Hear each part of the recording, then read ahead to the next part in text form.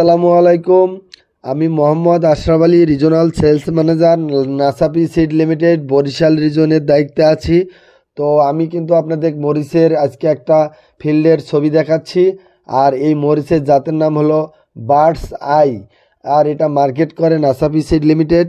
আসলে এটা একটা হাইব্রিড জাতের মরিচ। এই মরিচটার ফলন এত বেশি, আপনারা আরও ভালোভাবে দেখতে পারবেন। আমি ভিডিওর মাঝে মাঝে আপনাদের মরিচের ফলনটা দেখাবো। আমি উপর সাইডটা দেখাচ্ছি, দেখেন এই যে গাছের পাতাগুলো কতটা সুন্দর। আর এই যে মরিচ, কি পরিমাণ যে মরিচ ধরেছে। মরিচগুলো কিন্তু অনেক মানে লাইট কালার, এবং মরিচগুলো আকর্ষণীয়, এবং 8 থেকে 10 সেন্টিমিটারের ভিতরে। এবং এই মরিচগুলো কিন্তু দুইভাবেই চাষিরা ব্যবহার করতে পারবে, একটা কাঁচা অবস্থায় আর একটা হলো শুকনো অবস্থায়। এবং এই মরিচের গাছে কোনো প্রকার রোগবালাই, ভাইরাসের আক্রমণ নাই বললেই চলে। তো সবচেয়ে বড় কথা, আমাদের দেশে কিন্তু শীতকালে মরিচের চাষাবাদটা করা হয়, বর্ষাকালে তেমন করা হয় না। যার কারণে কিন্তু বর্ষাকালে মরিচ বিদেশ থেকে আনা হয়, অথবা আমাদের দেশের ভিতর কাঁচা মরিচের দাম অনেক বেড়ে যায়। তো আমরা যদি মরিচ বর্ষার সিজনে চাষ করতে পারি, সেক্ষেত্রে আমাদের দেশে কাঁচামরিচের দাম অত্যাধিক হারে বাড়বে না। এই জাতটা কিন্তু আপনারা সারা বছর চাষ করতে পারবেন। বিশেষ করে বাংলাদেশে যাদের বসতবাড়ি বা বিভিন্ন জায়গায় উঁচু জায়গা আছে, সেখানে আপনারা বর্ষার সিজনে চাষ করতে পারেন।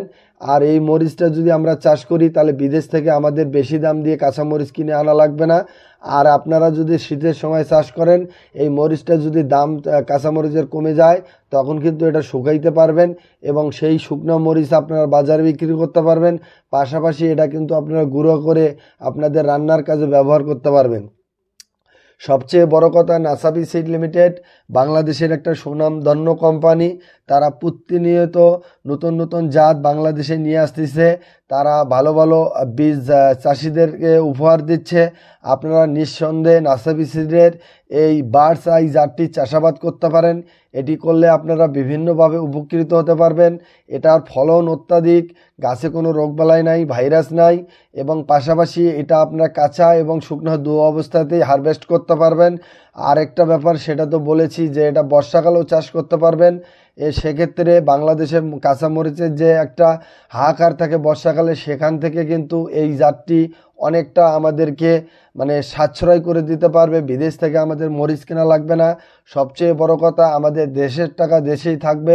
নাসাপি সিডের যে অক্লান্ত পরিশ্রম এবং চাষি ভাইদের নিয়ে যে ভাবনা চিন্তা, আমরা যদি এই নাসাপি সিডের বার্ডস আই মরিচের জাতটি চাষ করি, সেক্ষেত্রে আমাদের দেশের অর্থ দেশেই থাকবে।